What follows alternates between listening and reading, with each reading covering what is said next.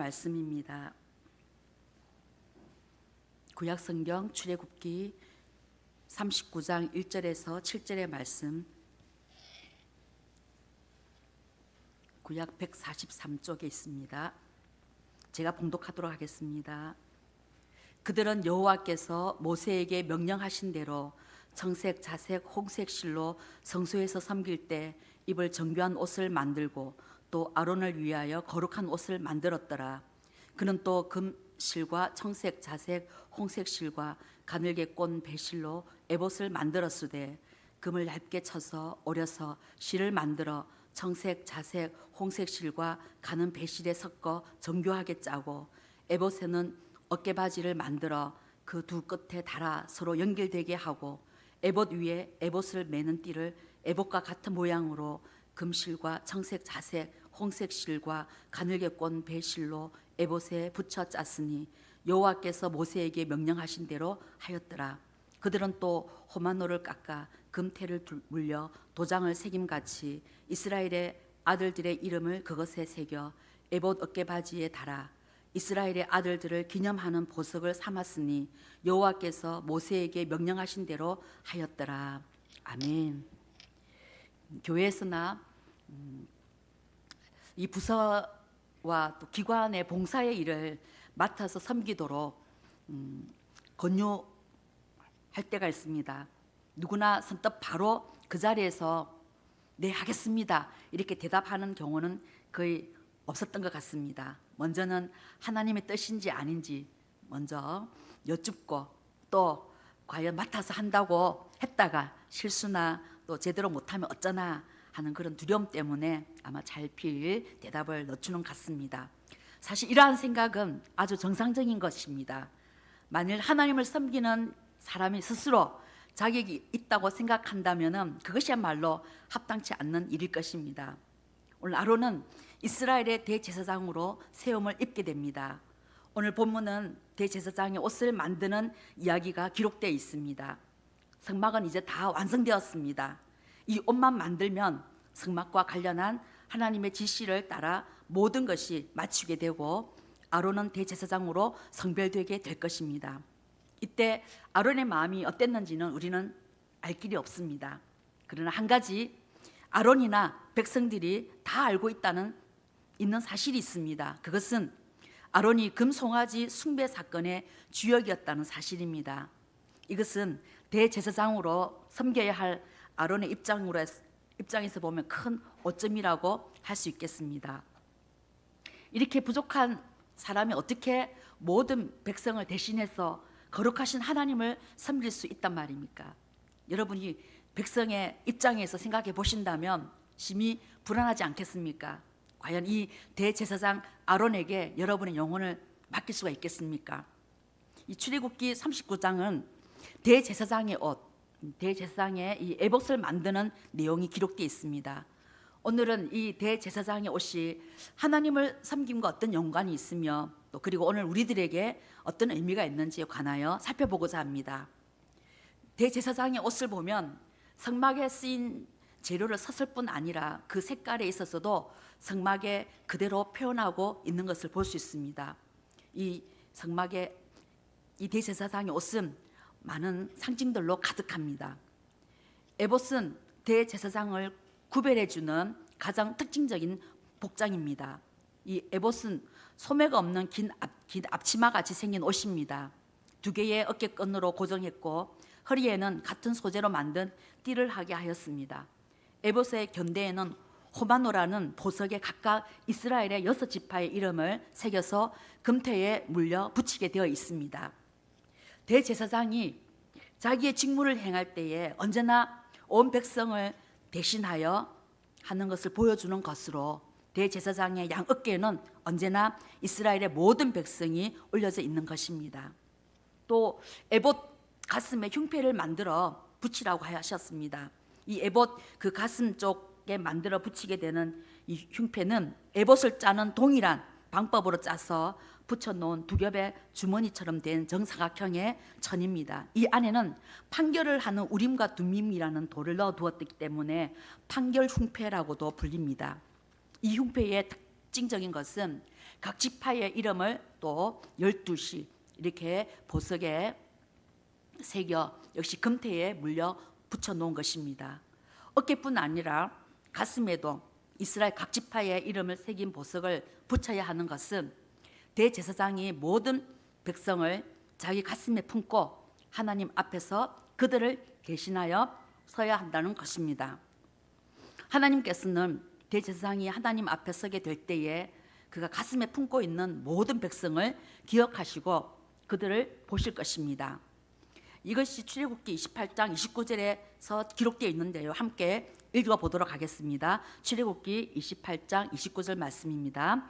아론이 성소에 들어갈 때에는 가슴에 붙여 여호와 앞에 영원한 기념을 삼을 것이니라. 아멘. 이 에봇 안에는 청색으로 되어 거의 무릎같이 내려오는 겉옷을 입게 되는데 이것은 하나의 통으로 짠 큰 천의 가운데 어깨 사이에서 머리가 들어갈 구멍을 뚫은 옷입니다. 이 겉옷의 가장 아래 가장자리에는 청색, 자색, 홍색 실로 수놓은 석류 모양 장식과 또 금방울을 번갈아 달라고 하셨습니다. 씨가 가득한 석류는 아마 풍성함을 상징할 것이고 또 금방울은 하나님께 들어올 때 소리를 나게 해서 죽음을 면하게 하셨습니다. 27절에서는 제사장들의 옷이 나오고 그리고 머리에 쓴 관과 속옷, 띠들이 나옵니다. 그리고 마지막에 여호와께 성결이라는 새겨진 정금패를 만드는 기록인데 이것은 대제사장이 관 이마에 붙이도록 되어 있었습니다. 이 관으로서는 대제사장의 존재는 하나님께 거룩하게 구별되었으며 거룩해야 한다라는 이 메시지를 본인은 물론 보는 모든 사람들에게 알도록 하는 것입니다. 이렇게 대제사장의 옷은 많은 상징들로 가득 차 있습니다.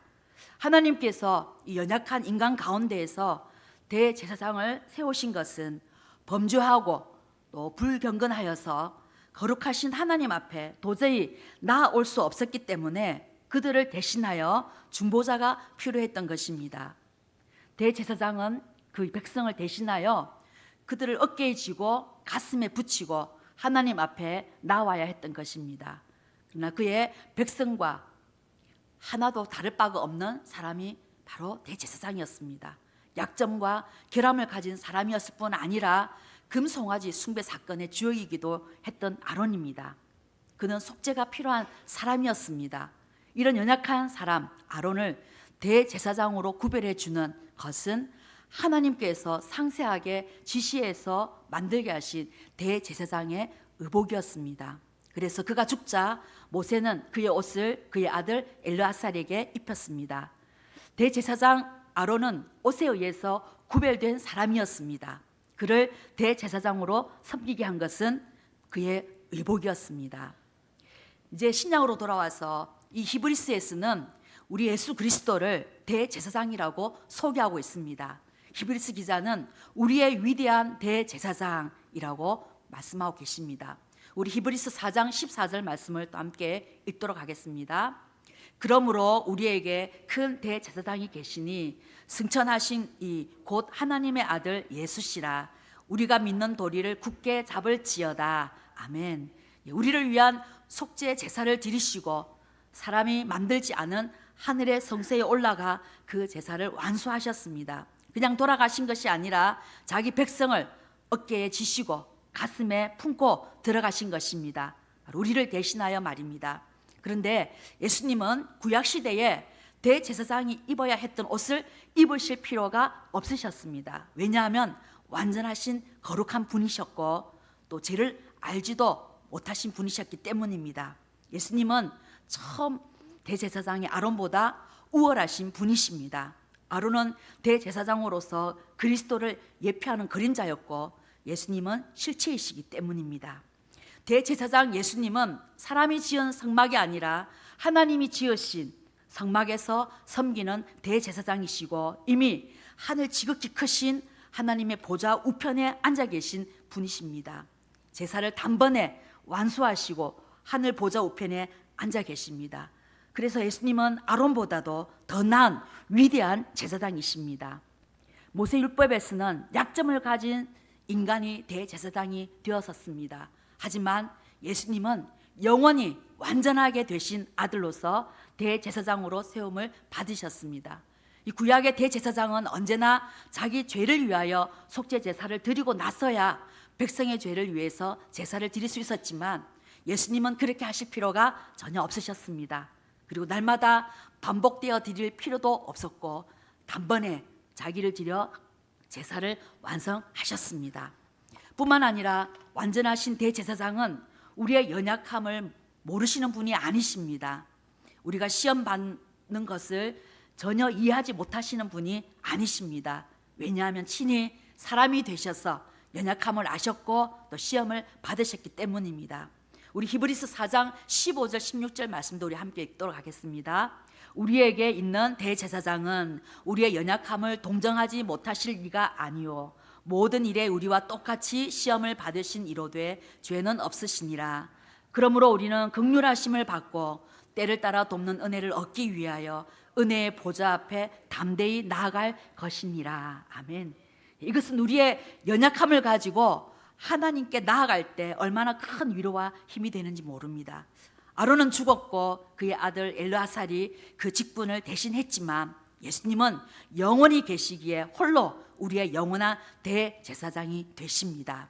우리의 위대한 대제사장이신 예수 그리스도는 놀랍게도 십자가의 희생제사에서 우리를 위한 대제사장으로 섬기셨을 뿐만 아니라 당신 자신을 영원한 흠없는 제물로 하나님께 완전히 드려졌습니다. 우리 히브리서 9장 25절 26절 말씀도 함께 읽겠습니다. 대제사장이 해마다 다른 것의 피로써 성소에 들어가는 것 같이 자기를 드리려고 아니하실지니 그리하면 그가 세상을 창조한 때부터 자주 고난을 받았어야 할 것이로되 이제 자기를 단번에 제물로 드려 죄를 없이 하시려고 세상 끝에 나타나셨느니라. 아멘. 이로써 하나님의 공의를 완벽하게 단번에 만족시키신 예수님이 우리의 대제사장이 되시며 또 우리를 베드로는 이렇게 말씀하고 있습니다. 베드로전서 2장 9절을 제가 읽어드리겠습니다. 너희는 택하신 족속이요 왕같은 제사장들이요 거룩한 나라요 그의 소유가 된 백성이니 이는 너희로 어두운 데서 불러내어 그의 기이한 빛에 들어가게 하신 이의 아름다운 덕을 선포하게 하려 하심이라. 아멘. 예. 이 베드로뿐만이 아니라 또 사도 요한도 7 교회에 보내는 편지에 인사말에 이렇게 기록하고 있습니다. 요한계시록 1장 5절 말씀입니다. 함께 읽도록 하겠습니다. 또 충성된 증인으로 죽은 자들 가운데에서 먼저 나시고 땅의 임금들의 머리가 되신 예수 그리스도로 말미암아 은혜와 평강이 너희에게 있기를 원하노라. 우리를 사랑하사 그의 피로 우리 죄에서 우리를 해방하시고 그의 아버지 하나님을 위하여 우리를 나라와 제사장으로 삼으신 그에게 영광과 능력이 세세토록 있기를 원하노라. 아멘. 우리를 나라와 제사장으로 삼으셨다고 말씀하고 계십니다. 예수 그리스도를 믿는 여러분, 우리는 하나님의 제사장입니다. 우리를 제사장으로 삼으심은 예수 그리스도로 옷을 입히셨다는 것입니다. 갈라디아서 3장 27절에 누구든지 그리스도와 합하여 세례를 받은 자는 그리스도로 옷 입었느니라. 구약시대 대제사장이 입었던 에봇은 참으로 아름다웠습니다. 그러나 구원받은 우리 그리스도인들은 대제사장이 입은 그 거룩한 옷보다 더 찬란하게 빛나는 그리스도의 영광으로 옷 입혀 주셨습니다. 예수 그리스도의 의의 옷으로 우리를 영화롭고 아름답게 되게 하셨습니다. 할렐루야. 우리는 그리스도의 의의 옷을 입고 하나님의 거룩한 임재 앞에 나아갑니다.